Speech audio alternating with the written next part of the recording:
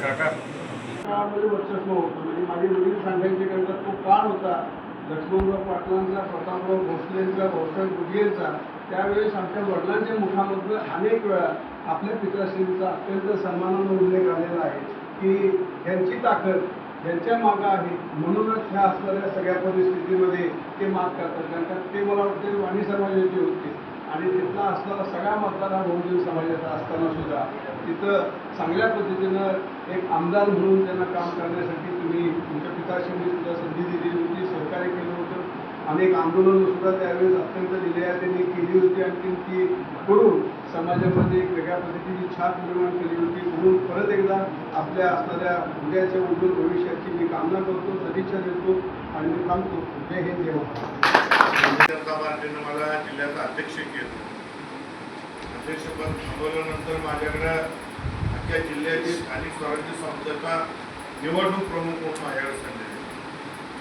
आता जिल्हा एकच जिल्हाध्यक्ष आहे, त्यामुळं डबल पद आमच्याकडे नाही.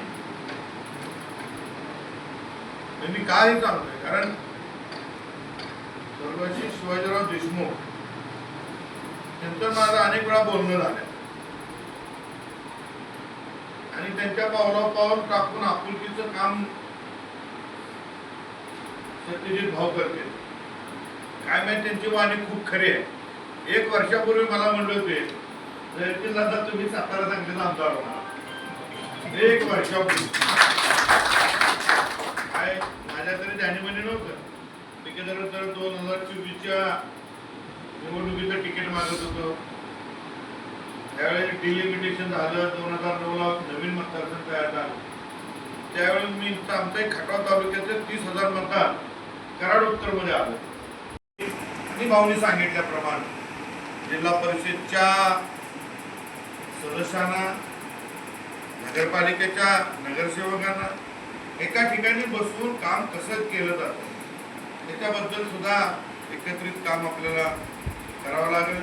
मी स्थानिक स्वराज्य संस्थांचा प्रतिनिधी तुमच्या अडचणी शासनापर्यंत पोहोचवू, जास्तीत जास्त कसं आपल्याला त्या तुमच्या अडचणी सोडवून सोयीस्कररित्या काम करता येईल ते आपण प्रयत्न करूया.